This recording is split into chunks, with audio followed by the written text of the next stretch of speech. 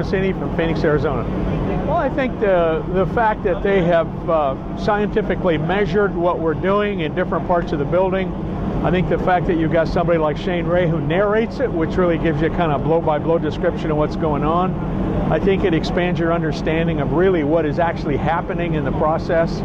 I think what it's beginning to show is some new, different, better ways of us to operate. Not that what we did in the past was wrong.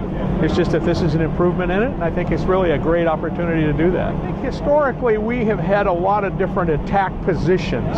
I think for a lot of us older guys in the old days, and I think you lived through this, John, is we did blitz attacks, and we did that from the outside, and that was a pretty classic way that we operated. I think the development of our protective gear, which is a very good thing, has caused us to maybe go inside a little bit more than the testing here is beginning to show that we need to.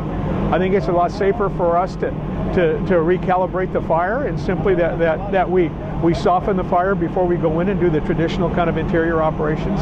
So I don't think we have to suffer a huge personality change. I think we just add what we've learned to what we've already done in the past, in the process. Well, I think the redeeming thing, and probably what's going to save us, is that typically firefighters are very smart.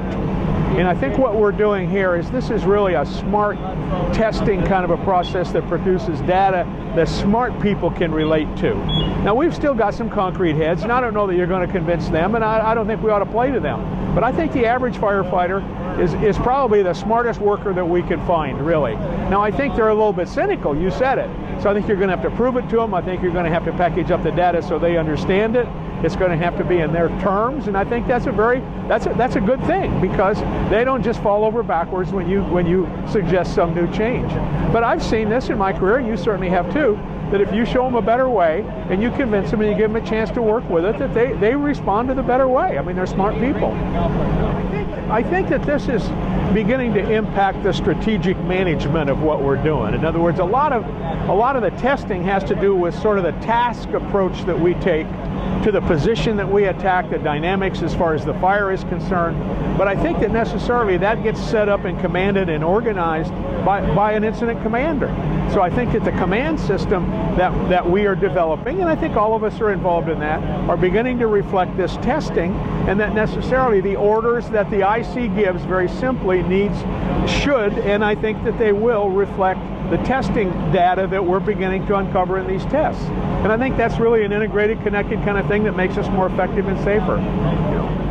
Well, I think that this is really an opportunity for us, because, let me say, they thermocouple and they videotape what's going on inside. So I think it gives us an insight that we have never really, I mean, we've had it before, but I don't think in the way that it's been done here in the last several years, like we've done here today. In other words, you can simply look at, watch, observe, understand, and connect what you see on the outside, which is obviously critical, to the conditions that are producing what's happening on the outside from the inside in the process. I mean, that sounds inside-outside sounds kind of stupid, but it really isn't. And I think that what we need to do more and more is we need to hook up this data, what we're beginning to understand better and better in this testing, to high-fidelity simulations to do exactly what you're talking about. To taking all incident commanders in any place and saying that you need to somehow manage the strategic affairs of these firefighters in the sense of what's going on inside and outside.